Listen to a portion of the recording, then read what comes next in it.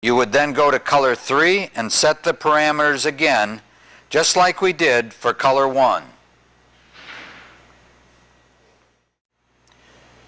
Now I would like to go to the consumption section of the program.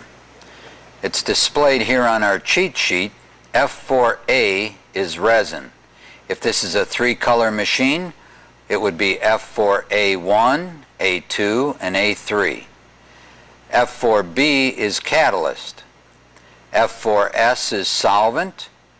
F4COV is VOC, volatile organic compounds, how much solvent is in the paint.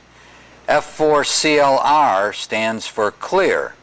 This is where you would zero all the information that you have collected in the totals. F4PRN stands for print. That's where you would go if you were going to be printing to a computer and of course then a printer. Let's arrow up to the F4 consumption display. By waving the magnet in front, we bring it up to F4. By validating, we now find ourselves at F4A1, which is the resin for color 1. If we want to look at how much of that has been dispensed, we merely validate it one more time, and it is telling us that 538 cc's of resin for color 1 has been dispensed. To go back, we would hit escape, and now we're at F4A1. We would then arrow up to A2 and do the same thing. A3, we would have to validate to see what we've dispensed. And then the next one is F4, and it looks like a 6. It really isn't. It is a B, and B is the catalyst. So if I validate this one, I will show that I have dispensed 264 cc's of catalyst. I will then escape and go back to B. Now I will arrow up, and I look at what I look at looks like a number 5. It's really the letter S standing for solvent. If I validate that, I will see that I have dispensed 199 cc's of solvent. I escape, and I go back to F4 solvent. I arrow up to COV. This is the French word for VOC, volatile organic compounds, and if I display that, validate it, I can see now that I have dispensed 295 cc's of volatile organic compounds or solvent. If I escape from there, I go back to that screen. I now go up one more time, and now I see the letters CLR. That stands for clear. And if I want to clear all of my totals, I merely go like that, and now when it comes back up again, everything that we just saw in those totals is now zeroed out. To get out of that screen, I go back to escape, and now I'm at F4-1. Let's go back to F4. I validate again. I'm back to A1, A2, A3, AB, solvent, VOC, clear, and now I come to F4-PRN. That stands for print. This is the screen you would be in if you wanted to send the information to a PC and of course onto a printer if you wanted to record it for reporting purposes or to track how much material usage you've had during that period of time. Now once I get there, I can merely escape, and I can go back to F4-1. Now by going back to F1, I'm now back into I can go into my production mode now. This numeric display is the pot life alarm. It is expressed in a percentage of time left.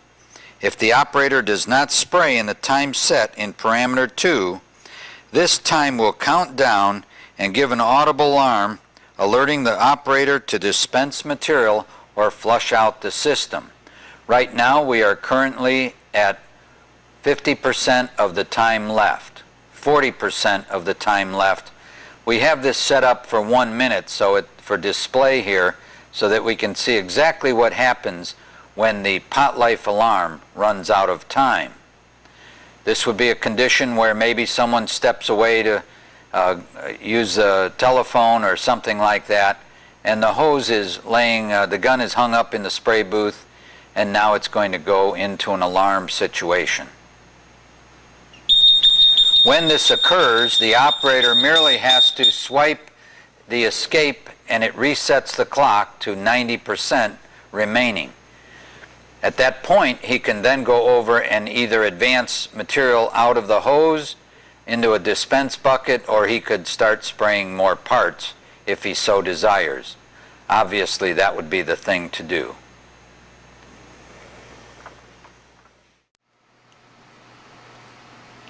Now we want to go through our fluid inputs for you. First of all, we have built this rack that holds our pumps as a test unit, a demonstration unit.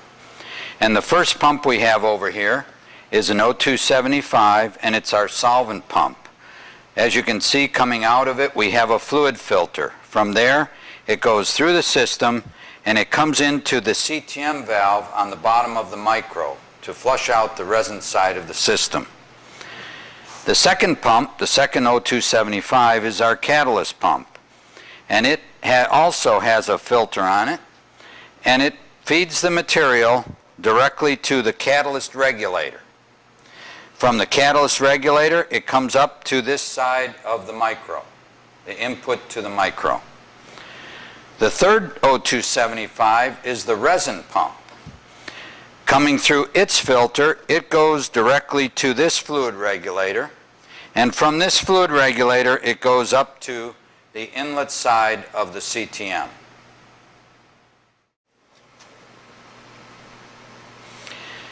The pumps we just showed you supply the inputs to the micro. The input comes from this resin regulator, and it comes out of there and it comes up into the right-hand side of the CTM valve. The solvent pump feeds directly up into the left-hand side of the CTM. So when we select resin, it opens it up and it feeds that material through this side of the system. The catalyst pump delivers the catalyst to this regulator, and it comes out of there and it comes up to this side of the seat of the micro into the system through the catalyst injector valve VP6. Now there's an important thing that you must really understand, and that is we have a constant flow of resin, and then we consistently inject catalyst into that stream of resin. In order to do that, the catalyst pressure must be 10 to 15% higher than the resin pressure. So that's why we have these gauges here, so we can always keep an eye on those regulators so that we know that the catalyst pressure is always 10 to 15% higher.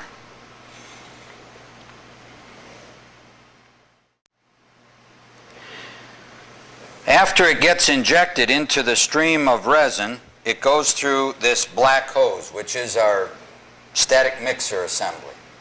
It is completely filled with static mixer elements. So we mix the material very thoroughly, and we end up coming down to a fluid regulator, which is mounted here on the bottom, and that goes out to the spray gun. So we regulate the input, and then of course we regulate the output to adjust the pressure at the spray gun.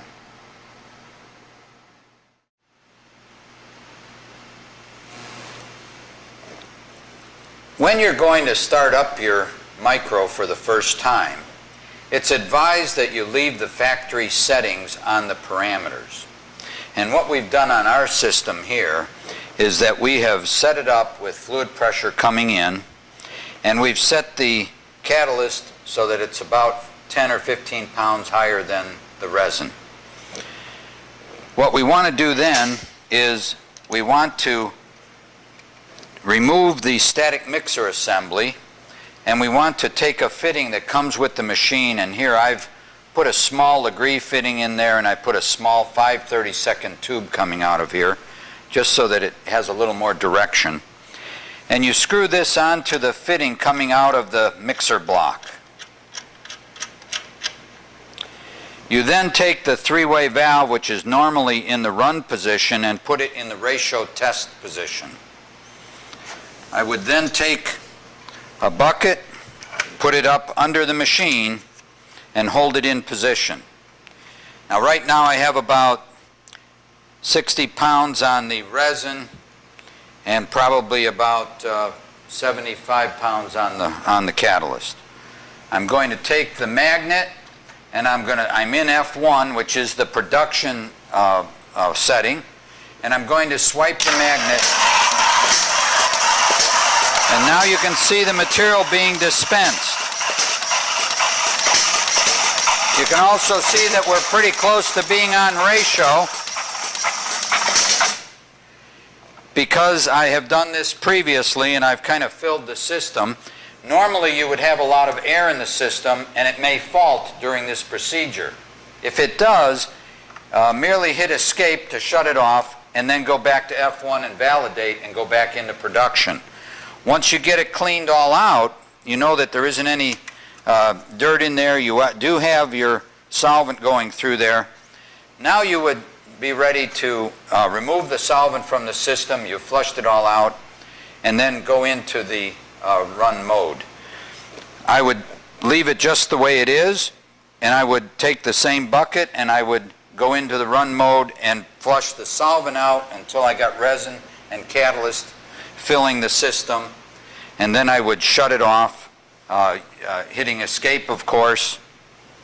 And at that point you would remove the fitting here that you've installed temporarily. You would put this handle back into the run mode. You would take the static mixer and hook it back up again. Okay, and now you are ready to go into production through the spray gun. Now we haven't cleaned out the spray gun, but you do still have solvent in the system, so as that goes through, it's going to clean out all the way through the hose and through the spray gun. The resin and the catalyst will push that through. That's the way we would like you to start it up, but now you would be at the point where you would want to go in and put in your parameters for your system and your specifications. I wanted to leave this set up for a minute because I wanted to show you how to do a ratio test. If you wanted to perform a manual ratio test, you could put this fitting back in, remove the static mixer, and of course move the three-way valve to the ratio test position. If you then go to the to validate, you will run and you will dispense into these containers for a little while, and of course on this machine here we are at 1:1, so we can look at the two containers and tell that we are definitely at 1:1.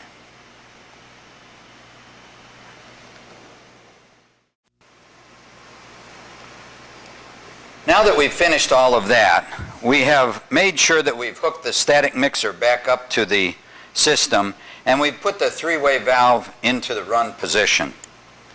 Of course, at this point in time, we want to go into production, so we have gone to F1, which is the production mode, and now we're going to swipe the validate, and you can see that we're now counting down and our fill volume is being dispensed. The parameter fill volume will be dispensed to push the solvent out of the hose and bring in good, clean, mixed material.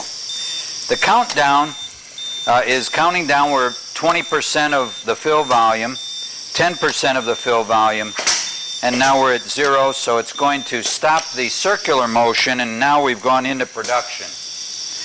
It is now displaying 100%, which is 1:1 mix ratio, and it may hover slightly around that depending on the delivery, and you'll also notice that VP6 is now opening and closing, injecting catalyst as the resin stream goes through. Once you've got enough material out of there, you can stop at the end of that, audible tone that you heard, and now you're ready to go into production. Now it is the time to flush the system out. This could happen either maybe at lunchtime or when you're ready to go home at the end of the day. You've been spraying all day long, and now what you would do is merely go to the machine and hit escape. This brings you back to F1, but we want to go to F2, which is the menu for flushing. We go to F2, and now we merely validate. We validate a second time. Now the alarm is on, and of course as I dump into the bucket, you'll see we've got it set for only 3 ounces of material for illustration. In your case, you may have it set for 10 or 20 ounces of fluid, depending on the length of the hose and the amount in the system. Now that you've flushed the system out, you're merely ready to go home. All you have to do is shut the machine off, wash the gun off, and you're ready. Okay, what I've got on display here is an Excel Cyclomix Micro daily startup and shutdown procedure list that can be posted on the spray booth wall. I merely want to show you how easy it is to start up this machine and to shut it down, as opposed to maybe hot potting or some of the other methods that the people might be using. It shows you one of the many advantages of the Cyclomix Micro. When the operator in the morning, he merely turns on the AC power. He would turn on the valve here that would turn on the compressed air input. He would magnet enter, of course. And now all he does is pull the trigger while the fill volume is pushing material out, the solvent that is in there from the night before. The countdown takes place. When it gets to 0, it's going to go right into production.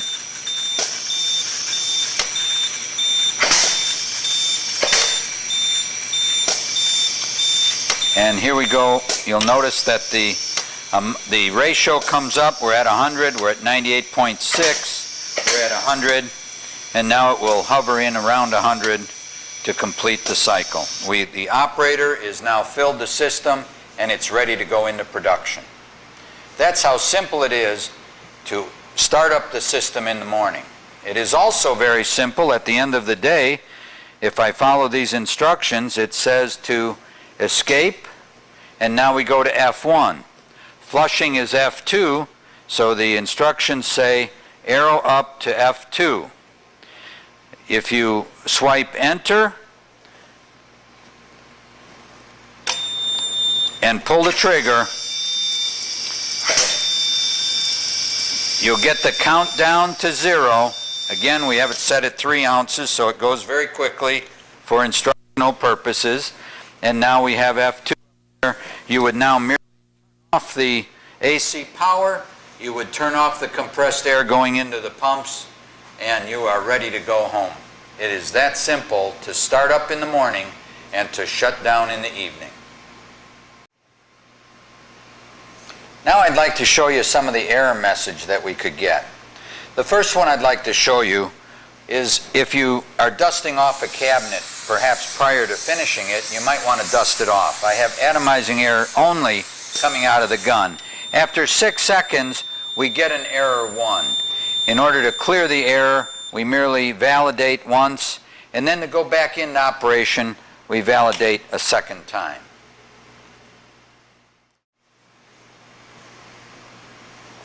Another error message you might get is while you're in operation, I'm going to shut off a valve here that's going to shut off the resin flow to the system. So I'm going to merely pull the trigger here, and while we're spraying, I'm going to shut off the resin flow. Of course, the air pressure would still be on, and now I'm going to get a fault, that error 1 fault. That means that we're not getting any counts from the resin flow meter because we've somehow run out of material or we have shut off the flow through the system. Perhaps a filter's plugged or something like that. Again, you'd merely validate it and validate it again to go back into operation.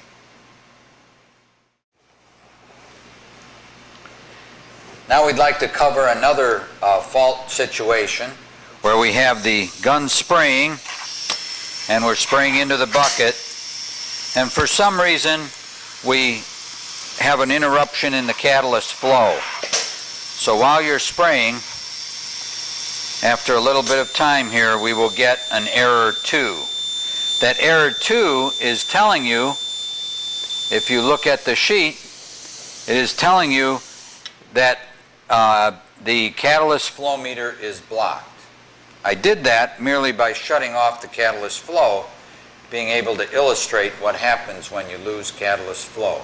This would happen, of course, if you were to run out of catalyst in the bucket or some situation like that. The unit will shut down and it'll sound an audible alarm. Okay, we're going to show you another fault condition, and that would be if the resin was higher than the catalyst pressure. So we've lowered the catalyst pressure down below the resin set point, and when the valve opens, it's not going to inject any catalyst. So I'm going to go into the run position. You can see that we're at 1:1 on the ratio here, and we're spraying. Of course, now what did it do? It shut down almost immediately, and we've got error 2 displayed, which tells you error 2 says that we have a catalyst flow meter blocked. Doesn't mean that the flow meter is blocked. It could mean that you don't have catalyst in the bucket. It could mean that a valve is shut off. It could mean that a filter is plugged or a pump is failing. So there's a lot of things you have to look at, but you didn't notice that the alarm sounded to alert the operator that something has failed.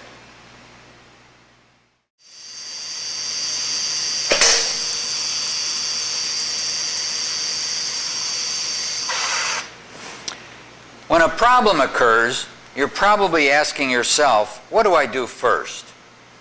And of course, in my logical troubleshooting procedure, I always stress the fact that you start at the inputs. And the inputs in this case is, of course, do we have electrical power coming to the